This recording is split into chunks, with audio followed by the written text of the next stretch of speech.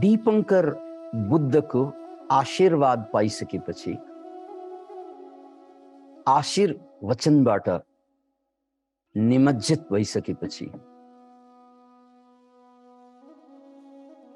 तुमेद तापसले साधनाको लागि पद्मासन कसे र त्यसै बेला यी ब्रह्माण्डभरिका दैवीय शक्तिहरू, जसलाई हामी देवता भन्छौं, तिनीहरूबाट आशीर्वाद बर्सियो र देवताहरू बहुत खुसी भए। यहाँनिर देवता भन्नासाथ सृष्टिकर्ता भगवानको कुरा होइन। देवता भनेको तपाई हामी जस्तै मान्छे नै हो, तर यस्ता मान्छे जोसँग फिजिकल बडी हुँदैनन्। बौद्ध दर्शनलाई अनिश्वरवादी दर्शन भनिन्छ, तर बौद्ध दर्शनभित्र देवताको कुरा बारम्बार प्रसङ्गवश आइरहन्छ र यहाँ देवता भनेको ती मान्छेहरू जसले आफ्नो साधना बलले, तपोबलले यस शरीर छोडिसकेका छन् र यिनीहरू अब शरीर विहीन तर ब्रह्माण्डमा अस्तित्वमान छन्। यिनीहरूको कुनै भौतिक शरीर छैन। यो लाइट बडीबाट निर्मित यी देवताहरू कस्ता होलान् भनेर यहाँलाई जिज्ञासा लाग्यो भने 21औं शताब्दीमा धेरै माथापच्ची गरेर सोच्नु पर्दैन। अहिले विकासानन्द भन्ने प्राणीले हजुरहरू समक्ष जुन प्रवचन पस्किरहेको छ र हजुरहरूले जुन प्रवचन सुनिरहनु भएको छ फेसबुक, जुमको माध्यमबाट, यहाँ दुवैको भेटघाट, श्रोताको र वक्ताको भेटघाट यही लाइट बडीको माध्यमबाट भइरहेको होइन र? किनकि हजुरले मलाई भौतिक रूपमा सुनिरहनु भएको होइन र मैले पनि हजुरहरूलाई भौतिक रूपमा भेटिरहेको होइन, तर कुरा यताबाट गइरहेको छ, कुरा उताबाट सुनिरहेको छ। प्रकट भइरहँदाखेरि भने हामी लाइट बडीमा छौं। अब देवता बन्दै पर्दैन। Can you imagine? जो लाइट बडीमा मात्रै विचरण गर्छन् उनीहरूलाई देवता भन्छन्। अनि तपाई हामी सबै देवता अहिले किन होइनौं त भन्नाले जुमको माध्यमबाट त हामी पनि लाइट बडीमा, फेसबुकको माध्यमबाट लाइट बडीमा प्रकट भइरहेका छौं, तर हामीसँग अझै भौतिक शरीर बाँकी छ। भौतिक शरीर पनि बाँकी छ र लाइट बडी पनि प्रकट भइरहेको छ। अब एकछिन कल्पना गर्नुहोस्, यो संसारबाट हामी बिदा भइदिँदा पनि यो लाइट बडी त बाँकी नै रहन्छ। अतः जब मान्छेहरू साधना गर्दा गर्दा गर्दा साधनाको उपल्लो अवस्थामा रहन्छन् तर मुक्त भएको हुँदैनन्, इनलाइटेन्ड भएको हुँदैनन्, त्यो बेला तिनीहरू लाइट बडीको रूपमा देव बनिन्छ। ती महान साधकहरू जसको यो शरीरको जीवन उपरान्त, यो शरीर गइसकेपछि, यो भौतिक शरीर चरिसकेपछि, यो समाप्त भइसकेपछि पनि उनीहरूको अस्तित्व ब्रह्माण्डमा रहन्छ यस्तै बडीको रूपमा। दाढी भएको भए दाढी नै हुन्छ, सारी भएको भए सारी नै देखिन्छ। तर उनीहरू को हुन् त भन्नाले महान महान तपस्वीहरू, महान महान साधकहरू जो मुक्त हुन अगाडि बिते। यस्ता अस्तित्वलाई बौद्ध शास्त्रमा देवता भनिन्छ। त्यसकारण उनीहरूसँग सिद्धि छ, रिद्धि छ, इच्छा शक्तिले जहाँ पनि प्रकट हुन सक्छ, जोसँग पनि संवाद गर्न सक्छ। जब सिद्धार्थ गौतम बुद्ध भए त्यसपछि उनी 7 हप्तासम्म मात्र निर्वाण सुख। किनकि त्यो निर्वाण अवस्थामा, इनलाइटेनको अवस्थामा मर्नु र बाँच्नु बराबर, गर्नु र नगर्नु बराबर। त्यसकारण उनले केही गरिरहेका थिएनन्। र यसै बेला समम्पी ब्रह्मा भन्ने एउटा देवता जोसँग लाइट बडी थियो, समम्पी ब्रह्मा भन्ने एउटा देवता, उनले चाल पाउँछन्। लो, धरतीमा एक बुद्ध पुरुष, यो कालखण्डमा बुद्ध पुरुष अवतरित भयो। त्यसकारण समम्पी ब्रह्मा सिधै रातको बुद्ध निर्वाण सुखमै थिए। त्यति बेला समम्पी ब्रह्माले निवेदन गरेका थिए कि भगवान, हजुर यसरी निर्वाण सुखमै समाप्त हुनु हुँदैन हजुरको शरीर, किनकि दुनियाँका मान्छेहरू दुखी छन्। त्यसकारण हजुर यी दुखी मान्छेहरूको उद्धारको लागि, यी अज्ञानीहरूको मार्गदर्शकको रूपमा हजुरले धर्म चक्रको प्रवर्तन गर्नुपर्छ। यो ब्रह्मराजको कुरा सुनिसकेपछि मात्रै शाक्य मुनि बुद्धले, गौतम बुद्धले करुणावश अनि संसारमा धर्मचक्र प्रवर्तन गर्दै 45 वर्ष आफ्ना आयु निर्वाह गरेका। अतः यहाँनिर फेरि पनि बुझ्नुपर्ने कुरा के हो त भन्नाले, सुमेधको कथामा जोडेका यी देवताहरू, जब सुमेधलाई दीपंकर बुद्धले आशीर्वाद दिए, सबभन्दा बढी खुसी को भयो त भन्नाले देवताहरू खुसी भयो। किन महाजन, सबभन्दा बढी खुसी देवता भए। किन त भन्नाले दीपंकर बुद्धको आयु त अब समाप्त हुँदैछ, लगभग एन्डिङतिर छ, समापनतिर। तर सुमेध दीपंकर बुद्धको पछाडि अर्को जन्मिने बुद्ध त सुमेध हो।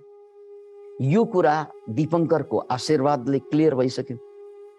त्यसकारण देवताहरूलाई के लाग्यो त भन्नाले, यदि दीपंकरबाट हामी ज्ञान प्राप्त गरेर मुक्त हुन सकेन भने पनि त्यसपछि आउने बुद्ध पनि त बाँकी छ। त्यसकारण सबभन्दा बढी देवताहरू नै खुसी भए। त्यसैले देवता भनेको इनलाइटेन बिइङ्स होइनन्। सिद्ध पुरुष हुन्, तर मुक्त पुरुष होइनन्। हामी पनि साधना गर्दा गर्दा गर्दा यो संसार छोड्नु पर्यो भने हामी पनि देवताको रूपमै रहन्छौँ। त्यो लेभलमा पुगेको भए। हिन्दू दर्शनमा देवता भनेपछि हामी सर्वशक्तिमान भनेरै लिन्छौँ, तर यहाँ सर्वशक्तिमान होइन, मुक्त हुन बाँकी आत्मा। त्यसकारण कोही मान्छे बुद्ध पुरुष इनलाइटेन्ड मात्र होइन, सम्यक सम्बुद्ध जन्म्यो भने सबभन्दा बढी खुसी यिनीहरू नै हुन्छन्। त्यसैले यिनीहरूले बुद्ध पुरुषहरूसँग संवाद गर्छन्, संवाद गर्न आउँछन्। किन मान्छन्? अनि देवता हुनु भनेको हिन्दू शास्त्रलाई साक्षी राख्दाखेरि पनि यो मान्छे भन्दा धेरै फरक प्राणी होइनन् उनीहरू। किनकि इन्द्र महाराजको कुरा गर्दा या अरू देवताको कुरा गर्दा बहुत उनीहरूको बीचमा झगडा हुन्छ, श्राप हुन्छ, सोमपान पिइरहनु पर्ने, अप्सरा नचाइरहनु पर्ने। यो त हामी पनि गरिरहेका हुन्छौँ। यो मान्छे भन्दा धेरै फरक होइन। उसलाई पनि रिसायो भने चाहिँ हानिहाल्ने, केही फरक छ? के पनि फरक छैन। त्यसकारण मात्र फरक के त देवता र हामीमा फरक के त भन्नाले, हामीसँग फिजिकल बडी छ, उनीहरूसँग लाइट बडी छ। फरक त्यति मात्रै। ईर्ष्या उनीहरूसँग पनि त्यस्तै, हामीसँग पनि त्यस्तै। पीडा उनीहरूको पनि त्यस्तै, हाम्रो पनि त्यस्तै। किनकि यिनीहरू पनि मान्छे नै, तर बडी फरक छ। जसरी रुख पनि प्राणी हो, हामी पनि प्राणी हो। हाम्रो हाड मासु छालाबाट बनेको शरीर हुन्छ, रुखको त काठबाट बन्छ, तर प्राणी त हो नि। Can you imagine it? त्यो पनि प्राणी हो, हामी पनि प्राणी हौ। रुखको पनि अस्तित्व छ, प्राणको। उसँग बडी अर्कै छ, हामीसँग बडी अर्कै छ। त्यस्तै देवताहरू पनि हामी जस्तै हुन्। त्यसैकारण देवताले बहुत व्यभिचार गरेको पुराणमा कहानीहरू आइरहन्छन्। बार बार व्यभिचार गरिरहेका हुन्छन्, अनि त्यसको परिणाम स्वरूप श्राप खेपेर बार बार देवताहरू पनि ढुङ्गा भएका हुन्छन्, देवताहरू पनि यो घाँस भएर जन्मेका हुन्छन्। यो त कहानी हामीले धेरै सुनिरहेका छौँ। त्यसैले देवता भनेको बहुत हायर प्राणी त हो नै, हामीभन्दा धेरै धेरै उच्चतम प्राणी त हो, शक्ति सम्पन्न सबै हो, तर दुःख मुक्त होइन हौ, ईर्ष्या मुक्त होइन हौ, लोभ मुक्त होइन हौ, शक्ति सम्पन्न हो तर मुक्तात्मा होइनन्। त्यसकारण कोही मान्छे धरतीमा मुक्तात्मा जन्मियो भने या बुद्ध पुरुष जन्मियो भने सबभन्दा बढी खुसी हुने देवता हुनुहुन्छ। किनकि अरूसँग त सामान्य मान्छेसँग त उनले डाइरेक्ट संवाद गरेर केही फाइदा हुँदैन उनीहरूलाई, सामान्य मान्छेले बुझ्ने कुरा पनि भएन। एउटा प्रसङ्ग सुनाइहालौँ। इभानोभिच गुर्डजिएफले नाभा ध्यानको एउटा प्रयोग गर्नुभएको थियो। त्यो नाभाको पनि एउटा विशिष्ट अवस्था।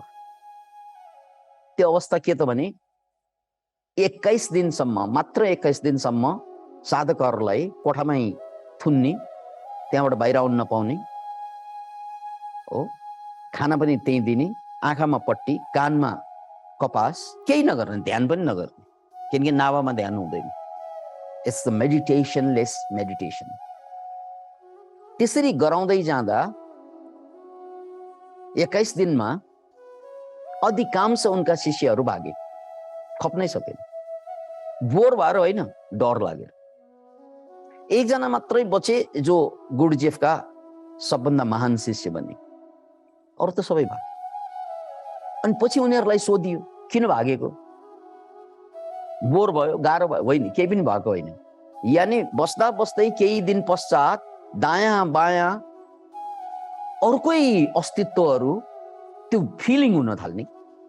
कोही छ, कसैले छोइरहेको छ, कसैले कानमा गरिरहेको छ, कानमा कपासै हाले पनि ठुलो आवाजमा भयो भने त सुनिन्छ नै। अनि चारैतिर कोही न कोही छ भन्ने कुरा बहुत बहुत फिलिङ हुने, अनि डर लाग्ने। अहिले हामीलाई त्यो कसै कसैलाई मात्रै हुन्छ, त्यो कोही छ कतै पनि, यहाँ मैले कोही कसैको उपस्थित छ जस्तो फिलिङ हुन्छ नि। भूत प्रेतका कुराहरू यो नेगेटिभ रूपमा त बहुत फिल गर्छ मान्छेले। कुनै कुनै त्यस्ता डरलाग्दा ठाउँमा चाहिँ कोही छ यहाँ भन्ने फिलिङ गर्छन्। यस्तै फिलिङ्स यी 21 दिन साधना गर्नेहरूलाई यस्तै फिलिङ भइरहेको। अनि उनीहरूले खप्न सकेन, त्यसलाई भाग्न पुग्यो। किनभने यो वेभको रूपमा, तरङ्गको रूपमा, लाइट बडीको रूपमा जति पनि अनन्त प्राणीहरू छन्, देवताहरू छन्, उनीहरूसँगको हाम्रो संवाद र हाम्रो कनेक्सन त्यही बेला हुन्छ जब हाम्रा सम्पूर्ण इन्द्रिय मौन रहन्छ। त्यसैलाई योग शास्त्रमा ध्यान, धारणा, समाधिका कुराहरू गरिरहँदा त्योभन्दा अगाडि चाहिँ प्रत्याहारको कुरा छ। प्रत्याहार भनेको तनले, मनले, 5 वटा इन्द्रियले र मनले पनि केही विषयमा आफूलाई संलग्न नबनाउनु, खाली भइदिनु, बिल्कुल खाली भइदिनु, त्यो प्रत्याहार। अनि यही खाली भएको बेलामा यी हायर प्राणीहरूसँग कनेक्सन बहुत मजाले हुन्छ। त्यो त साधकलाई मात्रै थाहा हुन्छ। सामान्य मान्छेलाई त यो अन्धविश्वासको कुरा जस्तो लाग्छ, अथवा यो छैन जस्तो लाग्छ। अतः यहाँ प्रसङ्ग हामीले लाइट बडीको गरिरहेको कारणले गर्दा दीपङ्कर बुद्धले जब सुमेधलाई आशीर्वाद दिए, त्यसपछि देवताहरूले आकाशबाट फूल वर्षाए भन्ने कहानी छ। सबभन्दा बढी खुसी उनीहरू नै भए। किन भयो त भन्नाले, यदि यो बुद्ध जान्छन् भने अर्को बुद्ध आउँदैछ, हाम्रो पनि पालो आउँछ। सबै देवताहरू मुक्त हुनुको लागि कुरेर बसेका छन्, क्यूमा छन् सबै देवताहरू। किनकि ईर्ष्या, जलन, पीडा मान्छेमा जस्तो उनीहरूमा पनि भएको कारणले गर्दा त्यो कुरा रहेसम्म देवता पनि मुक्त होइनन्, शक्ति सम्पन्न मात्रै हो। Can imagine? त्यसकारण हामीले पुराणका देवताहरूमा बहुत युद्धका कुराहरू आउँछ, छलछामका कुराहरू आउँछन्। त्यो हामीले सुन्दै आएको, हामी सुन्दै नै हुर्केका हौँ। अब यसपछिको प्रसङ्गलाई अगाडि बढाउँ। त्यसपछि सारा देवताहरूबाट करतल ध्वनि भन्छ नि, ताली बजाएर एकदमै चाहिँ खुसी भएर जुन खुसी व्यक्त गरेको कुरा सुमेधले सुनेपछि सुमेधलाई पनि आत्मविश्वास झन् बढ्यो। चित्त प्रसादनम भयो। ल सौमनस्य भनिन्छ यसलाई, यस्तो मनस्थिति जसलाई बहुत पोजिटिभ हुन्छ त्यसलाई सौमनस्य उत्पत्ति भयो। र त्यसपछि उनलाई के लाग्यो त भन्नाले म पनि बुद्ध पक्कै हुन्छु। अनि देवताहरूले भन्दै थिए तिमी बुद्ध हुन्छौ, तिमी बुद्ध हुन्छौ, हुन्छौ स्योर हुन्छौ। किन भन्नाले बुद्ध हुने व्यक्तित्व जब धरतीमा देखा पर्न थाल्छ त्यो बेला, त्यो कालखण्डमा, त्यो अवस्थामा जसरी हामीले धान रोप्दा पानी परिरहेको बेलामा धान रोप्छौं, पानी नपरेको बेलामा धान रोप्दैनौं, त्यही कालखण्डमा धान रोप्नुपर्छ, नत्र धान उम्रिँदैन। त्यस्तै बुद्ध उत्पादन हुने कालमा न शीत मौसम, न धेरै गर्मी हुन्छ न धेरै चिसो हुन्छ, मौसम पर्फेक्ट हुन्छ। वायु पनि न टक्क अडिन्छ न एकदम हुई हुई हुइकेर दुःख दिन्छ, वायु पनि मन्द मन्द मिठो हुन्छ। गन्ध पनि हावाले त हरेक किसिमका गन्धहरू उडाएर ल्याउँछन्, तर बुद्ध उत्पाद हुने त्यो बीजारोपण हुने कालमा, जसरी अहिले बुद्धको बीजारोपण भइरहेको छ, यो कालमा त्यो वासना पनि सुगन्ध चारैतिर मन्द मन्द सुगन्ध फैलिन्छ। आज त्यो भइरहेको छ, त्यसकारण सुमेध तिमी बुद्ध हुन्छ। अनि बुद्धको बीजारोपण भइरहेको कालमा कोही जन्मिँदैनन्, कोही मर्दैनन् त्यो कालखण्डमा, त्यो समयमा, त्यो समय विषय आज त्यही भइरहेको छ। त्यसकारण सुमेध तिमी बुद्ध हुन्छौ। यस्ता थुप्रै कुरा पोजिटिभ इन्फर्मेसन पाए उनले। त्यसपछि त उनी पक्का भए, अब म बुद्ध हुन्छु, 100% स्योर बुद्ध त हुन्छु। त्यो त भयो, तर हुन्छु हुन्छु भनेर त हुँदैन, फेरि गर्नु के पर्यो त मैले। साइकोलोजी इम्प्लान्ट भयो यहाँ, ल बुद्ध हुन्छु नै, यो पक्का हो, तर कसरी भन्ने त एक्सन चाहिन्छ, बिना एक्सन त हुँदैन। कसरी भन्ने त चाहियो। अनि त्यसपछि उनी त तापस हुन्, उनी त सिद्ध पुरुष हुन् अलरेडी। त्यसकारण उनले आँखा चिम्लिएर चिन्तनमय प्रज्ञा युज गर्न थाले, प्रयोग गर्न थाले। यानी यो भन्दा पहिला बुद्ध भएकाहरूले के प्रयोग गरेका थिए, के माध्यम अपनाएका थिए, यस्तै प्रयोग के गरेका थिए भन्दै खोज्दै जाँदा 10 पारमिताको कुरा। 10 वटा पारमिता भनेको तपाईलाई यो चित्तबाट, चित्तको दशाबाट पार लगेर मुक्तितिर लग्नको लागि जे विधि विधान बनेको छ त्यसलाई पारमिता भनिन्छ बौद्ध दर्शनमा।